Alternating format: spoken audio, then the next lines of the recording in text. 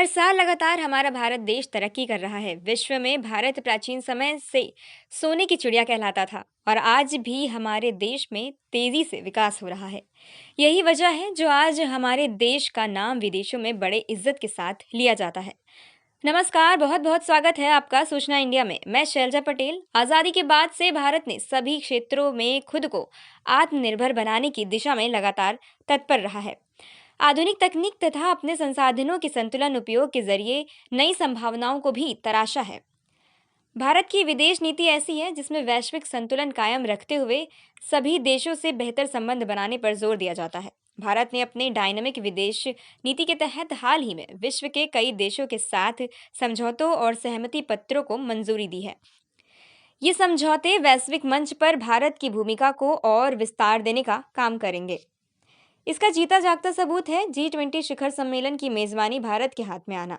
हाल ही में होने जा रहे इस शिखर सम्मेलन की तैयारी भारत में जोरों शोरों से चल रही है। हर सड़क पर इसके पोस्टर बनकर लग गए हैं। सड़कें, दीवार सभी चमक उठी हैं। G20 समूह 19 देशों और यूरोपियन यूनियन से मिलकर बना है। इसका गठन सन 1999 में किया गया था।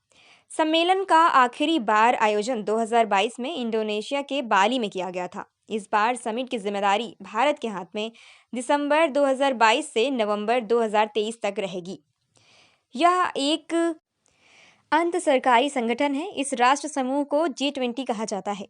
G20 अधिक महत्वपूर्ण वैश्विक आर्थिक चिंताओं को दूर करने के लिए प्रयासरत है।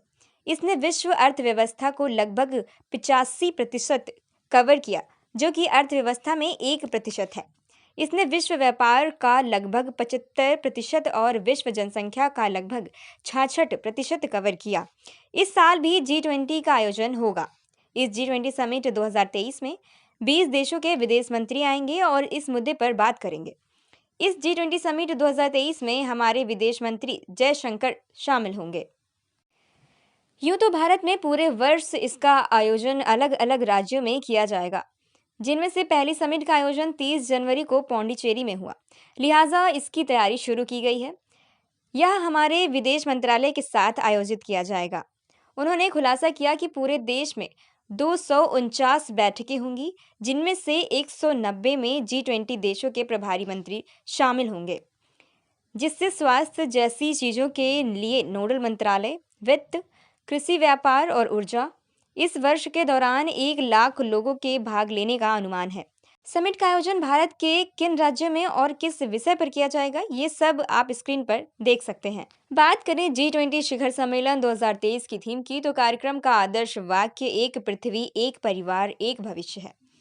यह भारत के प्रसिद्ध ध्येय वाक्यों में से एक है। आप खुद देख सकते हैं कि यह समिट पूरी तरह भारत को प्रदर्शित करेगी। यहाँ तक कि इसके लोगो में भी तिरंगे के रंगों का प्रयोग किया गया है। आदर्श वाक्य संस्कृत पाठ वसुधैव कुटुंबकम से लिया गया है। विश्व एक परिवार है। ऐसे में इस साल भारत में G20 समिट काफी दिलचस्प होगी। मनुष्यों, जानवरों, पौधों और सूक्ष्म जीवों सहित जीवन के विभिन्न रूपों के साथ साथ पृथ्वी और बड़े ब्रह्मांड दोनों में उनके महत्व पर जोर देता है। G20 समिट 2023 दिल्ली के जितने भी पार्टिसिपेंट इस समिट में जा रहे हैं, उन सभी देशों के नाम नीचे दिए गए हैं, जैसा कि आप खुद देख सकते हैं।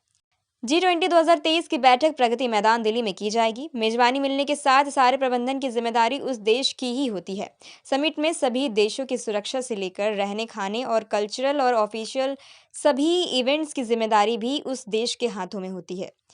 या हम ये कह सकते हैं कि भारत के हाथ प्रेसिडेंसी आने के साथ साथ एक बड़ी जिम्मेदारी भी है, जिसे प्रधानमंत्री नरेंद्र मोदी बखूबी निभाएंगे।